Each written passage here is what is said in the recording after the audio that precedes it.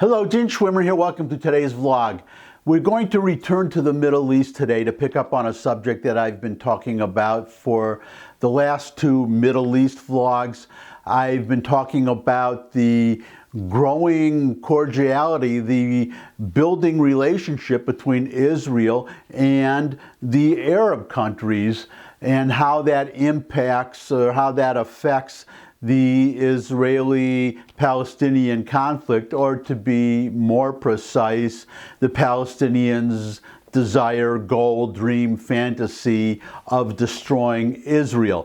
But before I get to that, as long as we're in the Middle East, before we talk about Arabs in Israel, I just want to talk about Iranians and Israel. This is very interesting. It is the same subject in a way about growing warmth or good feelings, at least towards Israel, not just from Arabs, but it looks like from Iranians, from Persians too. Here's a headline: thousands of Iranians ask Israel for asylum help. Quote, there are lots of Iranians in Iran and in the diaspora that support Israel, reject the regime, and want to see a different future between the two countries, unquote, Foreign Ministry Digital Diplomacy Head. That's the Digital Diplomacy Ministry of Israel. The number of Iranians asking Israel for help has spiked in recent months in the wake of the coronavirus pandemic, the Foreign Ministry said on Wednesday. Again, the Foreign Ministry of Israel.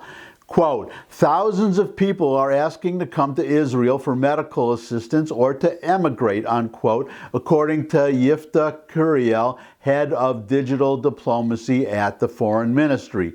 Quote, sometimes they are from people who have been forced to flee and are refugees in other countries, or people who had to flee after expressing solidarity with Israel, unquote, he stated. And I'm going to show you now, instead of quotes, I'm going to show you a couple of actual videos from Twitter of Iranians talking about Israel. Watch. همزمان با روز قدس و فریادهای مرگ بر این و آن در جمهوری اسلامی، من به عنوان یک ایرانی تصمیم گرفتم پیام مهر و دوستی خودم رو به تمامی مردم جهان اعلام کنم. ما ایرانیان خسته از فریادهای مرگ بر اسرائیل و آمریکا درود میفرستیم به مردمان اسرائیل، آمریکا و فلسطین و پیام صلح و دوستی خودمون رو به تمام مردم جهان اعلام میکنیم. 41 سال است هر ساله جمهوری اسلامی به بهانه روز قدس با شعارهای مرگ بر اسرائیل و آمریکا بذر مرگ رو توی میهن ما میکاره، در حالی که هرگز نتونسته به آرزوی موهوم نابودی اسرائیل دست پیدا کنه. این حکومت اساساً علیه آشتی بین فلسطین و اسرائیل مقاومت میکنه، چرا که جنگ بین این دو کشور به بقای استراتژیک این حکومت مرگ کمک میکنه. در حالی که ورزشکاران فلسطینی با اسرائیلی وارد صحنه رقابت میشن، جمهوری اسلامی ورزشکاران ایرانی رو از کارزار ورزشی با اسرائیل منع میکنه. من به عنوان یک ایرانی انزجار خودم رو از سیاست جنگ افروزانه جمهوری اسلامی اعلام میکنم و به تمامی مردمان جهان، به ویژه مردم اسرائیل و آمریکا، پیغام صلح و دوستی میفرستم. Welcome back. I hope you found what you just saw as interesting as I did. And keep in mind that whenever you see these Death to America demonstrations, that is not the majority of Iranians. At least I believe that these two videos that you saw, that represents the majority view. The reason I think that is because before the Shah fell and the Ayatollahs took over, there were warm relations, they were open relationships, there were diplomatic relations between Iran and Israel. I think that is still the majority view. Now we go to Arabia. Here is, well, I had mentioned this in an earlier vlog. I talked about a particular TV show we all know about, or most of us should know by now about the holiday of Ramadan, because it gets talked about. I have a bunch of Arab friends, as I say, so I can tell you what Ramadan is. It's a period of fasting where they stop eating after sundown, do not eat until sundown the next day. This goes on for an entire month. During that time, apparently there's also a lull in general activity, though I wouldn't necessarily say that. Maybe if you're very religious. The Muslims I know, they continue to work all through Ramadan. But it seems to be a tradition to watch a lot of TV during Ramadan. I talked about a TV show before about it was a comedy series called Exit 7, two Saudis speaking, and one of them saying that he would be happy to do business with Israel. I thought that was a one-off. I thought that was an unusual single show, but it turns out that that is not necessarily true, at least according to this article that I'm about to show you. According to this article, this is becoming increasingly common. Israel's image on Ramadan TV. Muslims around the world are in the middle of celebrating the month-long holiday of Ramadan. This year, several of the television series produced to be aired during the holy month contain surprisingly positive depictions of Jews and Israel, much to the consternation of the Palestinians, which leads to my last article, and I'm going to be showing you another video. I talked a moment ago about a Saudi TV show. It is especially in Saudi Arabia where you are seeing this rapprochement between Arabs and Israel. I would also mention the Emirates, such as Bahrain. That's a prime example. But I want to stick with Saudi Arabia because let me give you the headline and then I'm going to give you a video. Instead of me talking, you'll be able to see and hear for yourself. Saudi writer Abdulhameed Al-Ghobain. Saudis care about national interests, not about the Palestinian cause. Our relations with Israel are warm, have gone beyond normalization. Saudi writer Abdulhameed Al-Ghobain said in a May 10, 2020 interview on BBC Arabic TV that the Saudi public is well informed today and that it no longer cares about the Palestinian cause or, and this surprised me, or about Arab interests. I am not going to give you any more quotes now. I'm going to show you a video. It's about 2 minutes. It's in Arabic with subtitles, but it is well worth your attention. So I invite and urge you to watch it, and then I'll come back with some final comments. أنا أتكلم عن رأي عام. اليوم الرأي العام عارم، يعني هناك سيل، يعني طوفان ضد القضية الفلسطينية بات ليس هو فقط مع التطبيع وبناء علاقات مع إسرائيل، بل هو ضد الفلسطينيين أصبح بشكل عام. لأنه الفلسطينيين للأسف الشديد هم خسروا، يعني اليوم الفلسطينيين ما عاد، يعني لم يقدموا شيء، يعني عبارة عن نستطيع أن نقول بأنهم شعب عاطفي، مشاعر تتحكم في سلوكه. لو أتيتي إلى المملكة العربية السعودية وقمت بعمل استطلاع للرأي، لوجدت حتى لو سألتي المتوسط أو الثانوي لقال لك لا يعنينا ليس فقط القضية الفلسطينية بل جميع العرب، لم يعد يعنون للشعب في المملكة العربية السعودية شيء. هذا النقاش يدور في المملكة العربية السعودية بصوت عالي جدا، عالي جدا، يعني منذ نحو سنتين. يعني كان أول صوت خافت، اليوم بدأ صوت عالي جدا. هذا الصوت بدأ يظهر للعلن، بدأ يعبر عن رأيه بأن القضية الفلسطينية وحتى العرب بشكل عام لا يعنون بشيء. علينا أن نرتب علاقاتنا وفق مصالحنا ومن مصلحتنا الاستراتيجية ومن مصلحتنا سواء كان من ناحية اقتصادية أو من ناحية إذا كنا ننظر للمستقبل. العلاقة الحقيقية يجب أن تكون مع إسرائيل.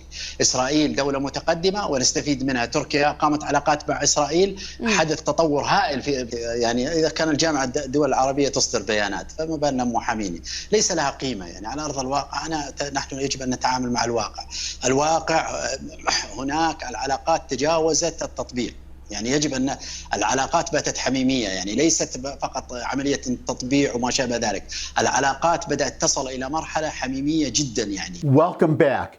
The first point to keep in mind about what you just saw, besides the obvious expression of at least that writer's belief of growing warm relations between Saudi Arabia and Israel, well, it's more than a belief actually, because this is important.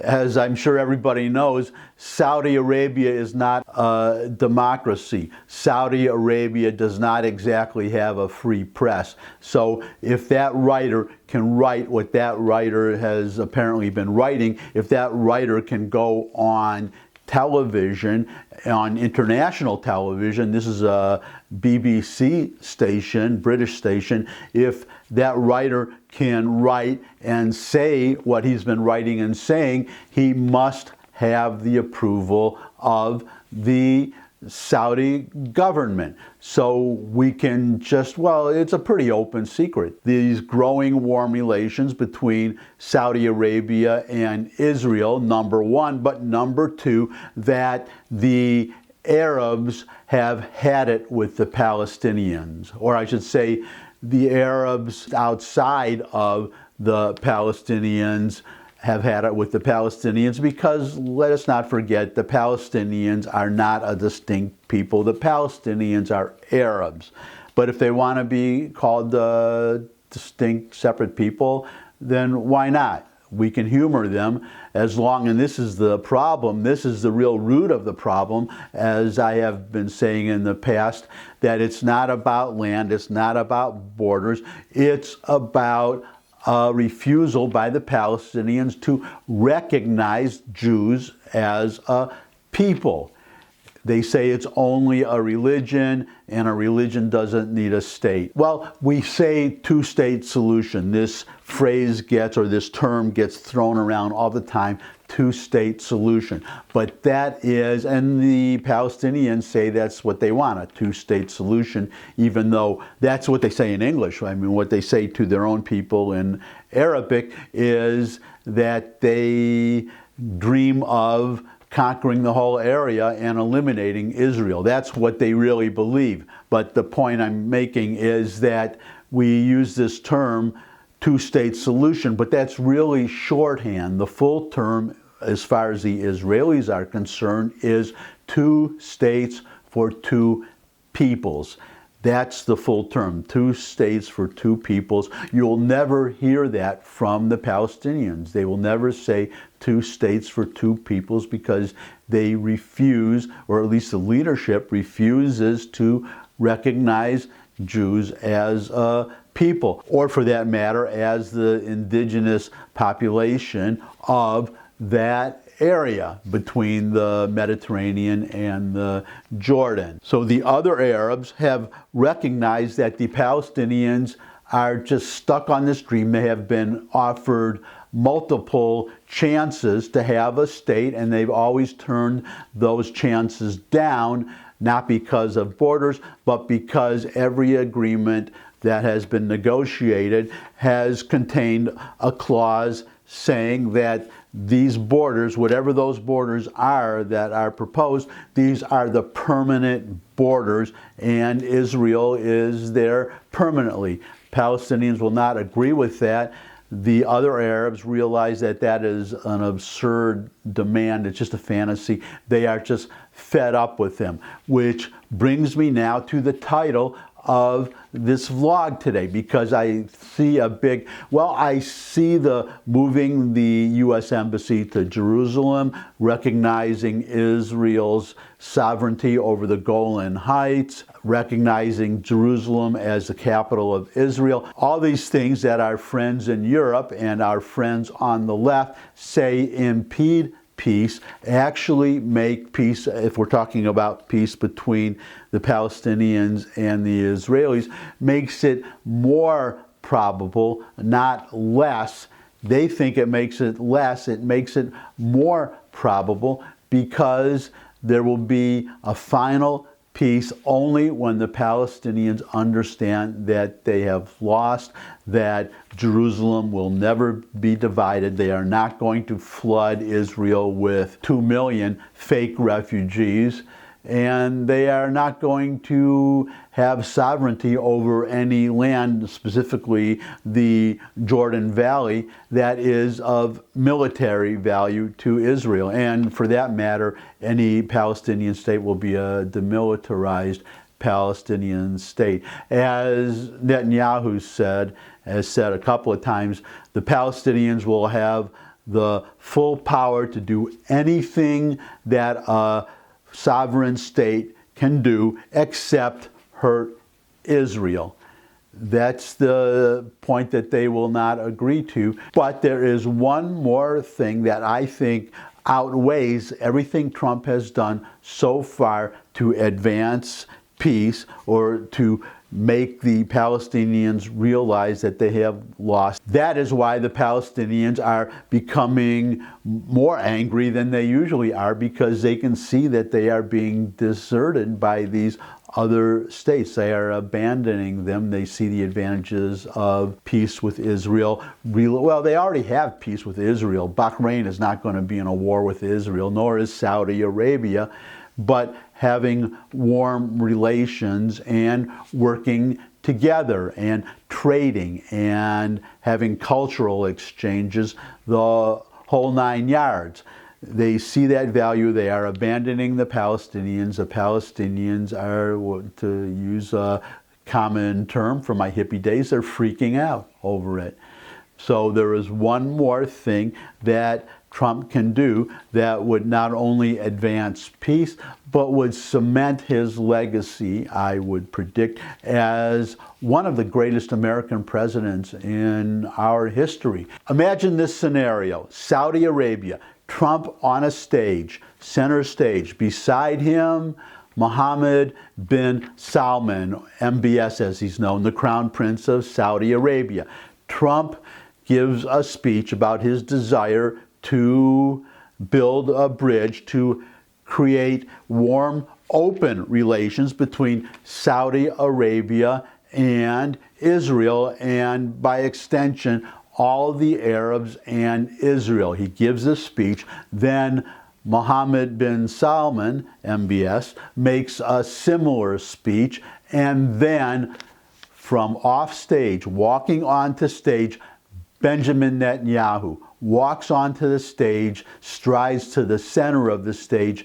Donald Trump takes the Crown Prince's hand in one of his hands, takes Netanyahu's hand in his other hand, Trump's other hand, puts them together, goes like that. The photographers go wild. Never mind the shot heard around the world. This would be the photo seen round the world. I don't see how it's possible to overestimate the importance, the impact of what that would mean to the entire Middle East. It would fundamentally change the Middle East. More important, the impact it would have on the Palestinians. It would force them finally to realize that the game is over. The train has left the station. They have lost, and they have only two choices. Finally, make peace with Israel, accept a state within, well, the borders by then will have been decided. So that won't be a debate anymore, because as we know, or you should all know, the Israelis are on the verge of annexing certain parts of Judea and Samaria and the Jordan Valley. I suppose it's possible for the Palestinians to negotiate for Israel to give up some of that land, but it would not be very much. So again, the Palestinians will have a choice: make peace with Israel, accept the state that they can have, or go on as they are. Just continue as they are now. Just go on forever and talk to themselves, because that's all they'll be doing, is talking to themselves. No one else will be listening anymore. They can talk to themselves just about their dream of someday conquering Israel. And for now, I guess the dream I have is that you'll give me a thumbs up if you like this video. Share with anybody you think would also like the video. If you got any comments, there's a comment section below the video where you can also put questions, suggestions for future topics. I would love more subscribers, so subscribe. But finally, most important, come back and see me again. I look forward to seeing all of you again. And until I do see all of you again, bye.